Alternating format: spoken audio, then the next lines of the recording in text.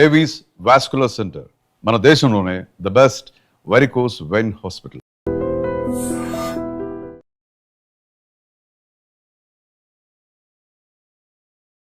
Welcome to iDream media. So BP చాలామంది ఈ సమస్యతో ఇబ్బంది పడుతూ ఉన్నారు. చిన్న వయసులోనే 20 years ఆఫ్ ఏజ్లోనే హై బీపీ అనేది ఇబ్బంది పెడుతుంది. అసలు ఎందుకు ఈ సమస్య ఇంతలా వస్తుంది, మరి బీపీకి ట్యాబ్లెట్స్ వాడాల్సి వస్తే జీవితాంతం వాడాల్సిందని వివరాలు తెలుసుకుందాం. ఈరోజు మనతో పాటు ఉన్నారు ప్రముఖ general physician doctor Prashant Reddy గారు from Renovo Hospitals, Banjara Hills. Doctor గారు నమస్తే అండి. నమస్కారం అండి. డాక్టర్ గారు, జనరల్గా హై బీపీ సో ఒకప్పుడంటే 40-50 ఏళ్లలో చూసేవాళ్ళము, ఇప్పుడు అలా కాదు, 20 years ఆఫ్ ఏజ్ నుంచి చూస్తూ ఉన్నాము. అసలు ఏంటి హై బీపీ, ఎందుకు వస్తుంది? హై బీపీ జనరల్గా రావడానికి 2-3 కారణాలు ఉంటాయండి మెయిన్గా. సో జనరల్లీ ఎప్పుడైనా సరే మనము ప్రైమరీ సెకండరీ కాజెస్ అని చెప్పి చూస్తాం. సో జనరల్గా ఎసెన్షియల్ కాజెస్, ప్రైమరీ కాజెస్ ఏంటంటే మనం ఏదైతే మనం మాడిఫై చేసుకోగలుగుతామో, లైక్ మన ఒబిసిటీ కానివ్వండి, మన తినే లైఫ్ స్టైల్స్ కానివ్వండి, హై షుగర్స్, ఇలా మనం మాడిఫై చేసుకునే వాటిని మనం మాడిఫైయబుల్ రిస్క్ ఫ్యాక్టర్స్ అంటాం. సో ఈ రిస్క్ ఫ్యాక్టర్స్ ఏవైతే మనం మాడిఫై చేస్తామో దాంతో మనం బీపీని తగ్గించుకోవచ్చు. కొన్ని నాన్ మాడిఫైయబుల్ రిస్క్ ఫ్యాక్టర్స్ అంటాం. దాంట్లో మన జీన్స్, జెనెటిక్ కానివ్వండి, కిడ్నీ డిసీజ్ కానివ్వండి, లేకపోతే ఇంకేదైనా ఇతరత్ర మన బాడీలో ఉన్న ఆర్గన్స్ ప్రాబ్లమ్స్ ఉన్నప్పుడు దాన్ని నాన్ మాడిఫైయబుల్ రిస్క్ ఫ్యాక్టర్స్ అని తీసుకుంటాం. దానివల్ల బీపీ వస్తే మనం కంట్రోల్ చేయలేమా? ఇప్పుడు మాడిఫైయబుల్ రిస్క్ ఫ్యాక్టర్స్ ని మనం రోజువారీ మన లైఫ్ స్టైల్ మాడిఫికేషన్స్ చేసుకుంటే, లైక్ కరెక్ట్ ఫుడ్ తినడము, తక్కువ షుగర్స్ తినడం, టైం కి తినడం లాంటివి చేసుకుంటే జనరల్ గా ఏ ఏజ్ లో అయినా మన బీపీని కంట్రోల్ చేసుకునే ఛాన్స్ ఉంటుంది.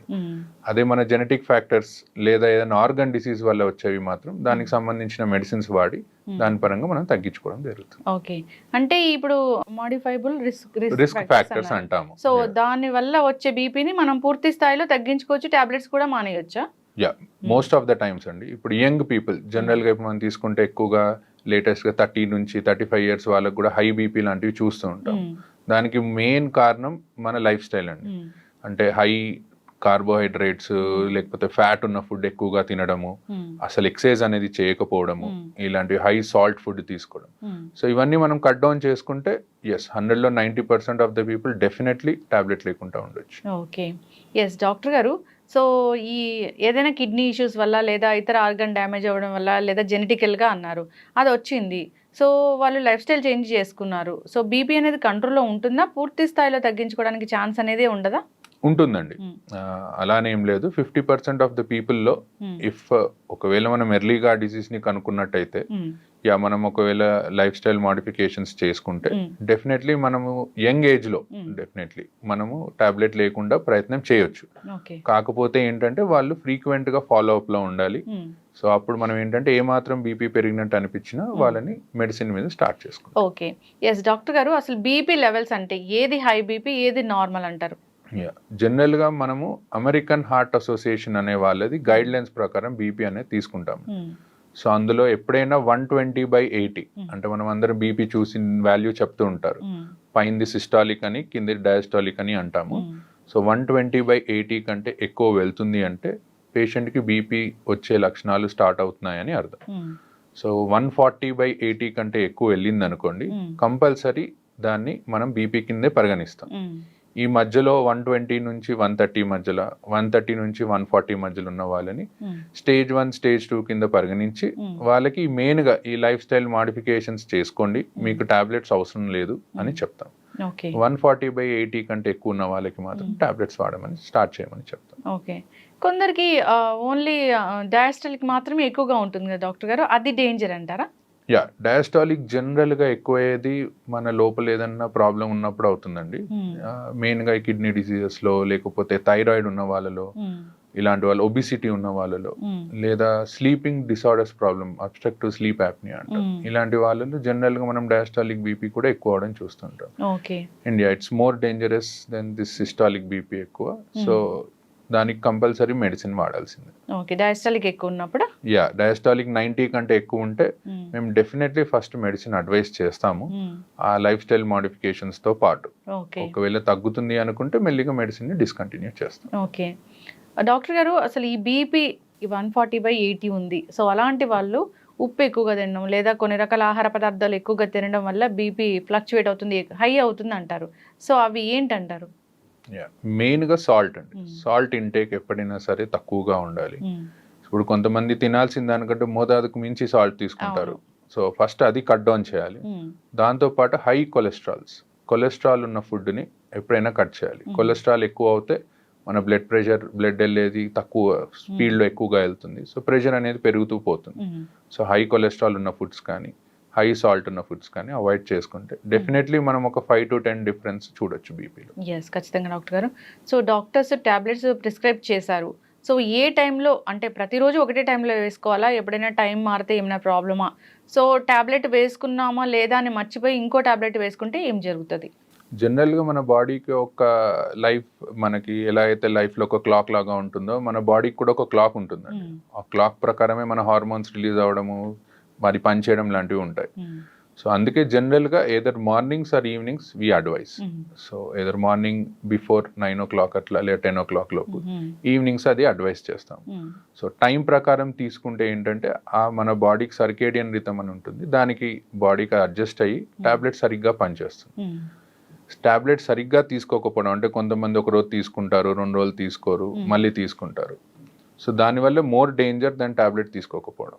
సో దానివల్ల ఏమవుతుందంటే బాడీకి పని చేయాలా పని చేయొద్దా అనే దాంట్లో పడిపోయి టాబ్లెట్ పనితనం ఇంకా తగ్గిపోతుంది. ఓకే, అంటే ఒక రోజు 2 రోజులు తీసుకోవడం మానేస్తే మళ్ళీ తర్వాత స్టార్ట్ చేస్తే అలా అంటే దాన్ని ఫ్రీక్వెంట్ గా చేస్తే ఎప్పుడన్నా ఒకసారి అనేది అందరూ మర్చిపోతారు, that's okay, but maximum times మర్చిపోకుండా రోజు వేసుకోవడం is better option. Yes doctor గారు, ఫీవర్స్ వచ్చినప్పుడు నార్మల్గా డోలో అలాంటివి వేసుకుంటూ ఉంటారు. సో అది డాక్టర్ దగ్గరికి వెళ్ళే పని లేకుండా ఇంట్లో over the counter of medicine వాడుతూ ఉంటారు. సో హై బీపీ ఉన్నవాళ్ళు ఇలాంటి డోలోలు వేసుకోవచ్చా? సో అలాంటప్పుడు బీపీ టాబ్లెట్ వేసుకోవచ్చా లేదా? సో జనరల్గా బీపీలో 2 types చూస్తామండి. ఇప్పుడు ఫీవర్ వచ్చినప్పుడు కొంతమందికి బీపీ పెరగొచ్చు, కొంతమందికి తగ్గొచ్చు. సో ఇన్ఫెక్షన్ చాలా ఎక్కువ ఉందనుకోండి, అప్పుడు బీపీ అనేది బాగా తగ్గిపోతూ ఉంటుంది. సో దాన్ని మనం షాక్ అని అంటాము సిచ్యువేషన్. సో అందుకే ఎప్పుడైనా హై గ్రేడ్ ఫీవర్ వస్తే మీరు డోలో ఇంట్లో వేసుకున్నా సరే వెళ్ళి డాక్టర్ని కలవండి. కలిసి ఒకసారి బీపీ చెక్ చేసుకుంటే తక్కువగా ఉంటే అప్పుడు పేషెంట్ కండిషన్ని బట్టి టాబ్లెట్ ఆపేయాలా, డోస్ తగ్గించాలా అనేది డాక్టర్ కెన్ డిసైడ్. ఎస్, ఖచ్చితంగా డాక్టర్ గారు. చాలా మంది ఈ మిస్టేక్ అనేది చేస్తూ ఉంటారు. ఎస్, దానివల్ల ఇబ్బందులు అయితే వస్తూనే ఉంటాయి. ఎస్, ఏదైనా ఒక ఇష్యూ వచ్చినప్పుడు అప్పుడే కొత్తగా టాబ్లెట్స్ స్టార్ట్ చేశారు బీపీ టాబ్లెట్స్ అన్నప్పుడు ఇంట్లో మానిటర్ చేసుకోండి, మార్నింగ్ ఈవినింగ్ బీపీ లెవెల్స్ అని అంటారు. సో ఆ బీపీ లెవెల్స్ మానిటర్ చేసుకున్నాక నెక్స్ట్ ఎలాంటి టాబ్లెట్ రాయాలి, తక్కువ రాయాలా, డోసు ఎక్కువ రాయాలా, అలా చెప్తూ ఉంటారు కదా డాక్టర్ గారు.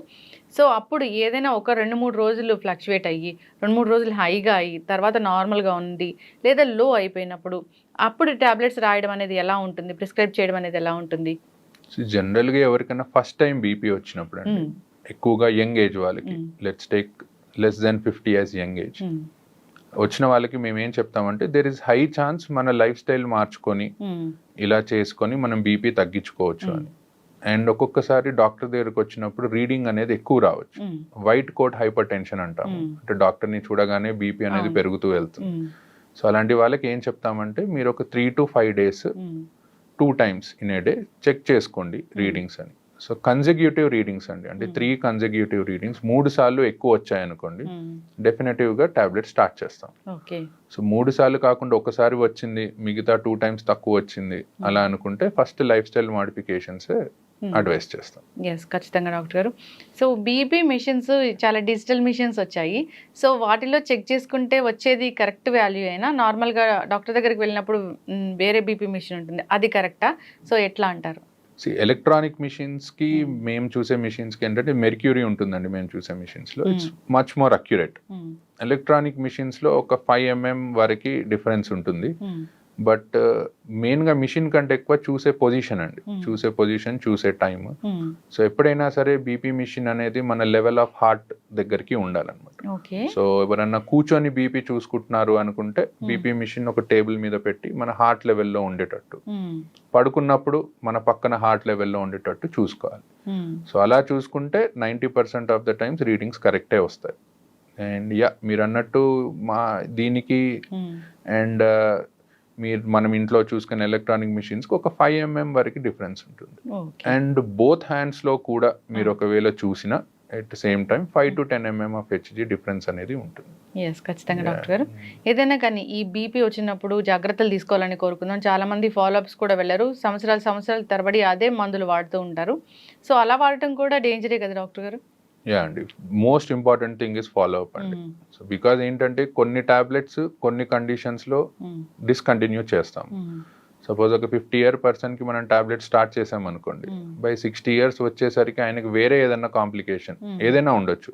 ఏజ్ పరంగా కిడ్నీ ప్రాబ్లం ఉండొచ్చు, డయాబెటీస్ వచ్చి ఉండొచ్చు, హార్ట్ ఇష్యూ వచ్చి ఉండొచ్చు. అలాంటప్పుడు ఆ టాబ్లెట్ కంటిన్యూ చేయాలా డిస్కంటిన్యూ చేయాలా అనేది మేము కండిషన్ని బట్టి మారుస్తూ ఉంటాం. సో ఫ్రీక్వెంట్ ఫాలోఅప్స్, ఎక్కువగా కుదరకపోయినా అట్లీస్ట్ ఒక 3 to 4 monthsకి ఒక్కసారైనా డాక్టర్ని వెళ్ళి కలవడం, ఏం టాబ్లెట్స్ వాడుతున్నారో చూడడం, అండ్ ఫ్రీక్వెంట్గా కిడ్నీ చెకప్ అనేది ఒకటి చేయించుకుంటూ ఉంటే బెటర్. బీపీ ఉంటే కిడ్నీ కూడా ఫెయిల్ అవుతుందని చెప్తారు కదా డాక్టర్ గారు?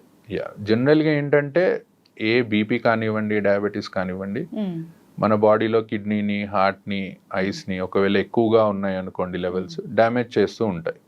సో ఇవి లాంగ్ టర్మ్గా బాడీలో మనకి ఎర్లీ ఏజ్లో బీపీ వచ్చినట్టయితే లాంగ్ టర్మ్గా కాంప్లికేషన్స్ వచ్చే ఛాన్స్ ఎక్కువగా ఉంటుంది. కానీ మనం ఫ్రీక్వెంట్గా ఒకవేళ చెకప్ చేయించుకొని టాబ్లెట్స్ కరెక్ట్గా వాడితే మాత్రం మోస్ట్ ఆఫ్ ద టైమ్స్ ఎవరికి కిడ్నీ డిసీజెస్ అనేవి రావు. బీపీ పేషెంట్స్ తీసుకెళ్ళినప్పుడు డాక్టర్స్ అడుగుతుంటారు బ్లర్ విజన్ ఏమైనా ఉందా మీకు అని, అది ఎందుకు డాక్టర్ గారు? బేసికల్గా హైపర్ టెన్సివ్ రెటినోపతి అని అంటామండి. అంటే హై బీపీ ఉండడం వల్ల ఐస్ డ్యామేజ్ అవుతూ ఉంటాయి, ఆ రెటీనా అనేది డ్యామేజ్ అవుతూ ఉంటుంది. అండ్ సో దానికోసం ఏంటంటే ఎవరైనా కొత్తగా బీపీ డయాగ్నోస్ అయిన వాళ్ళు, హై బీపీతో డయాగ్నోస్ అయిన వాళ్ళకి ఫస్ట్ వెళ్ళి ఒకసారి ఐ చెకప్ చేయించుకోమని చెప్తాం. ఎందుకంటే మనకి ఎన్ని రోజుల నుంచి హై బీపీ ఉందనేది తెలియదు, ఎంత డ్యామేజ్ అయిందనేది తెలియదు. సో ఒకసారి చెక్ చేయించుకొని దాని తర్వాత దెన్ వి గో అహెడ్. ఖచ్చితంగా డాక్టర్ గారు జాగ్రత్తలు అయితే తీసుకోవాలని కోరుకుందాం, ఫాలోఅప్కి వెళ్ళాలని కోరుకుందాం డాక్టర్ గారు. సో బీపీ అంటే అదేదో చిన్న విషయం కాదు. సో అది కంట్రోల్లో లేకపోతే ఆర్గన్స్ అనేవి డ్యామేజ్ అవుతాయి కాబట్టి జాగ్రత్తలు తీసుకోవాలని కోరుకుందాం. చాలా చక్కటి ఇన్ఫర్మేషన్ అండి, ధన్యవాదాలు. Thank you.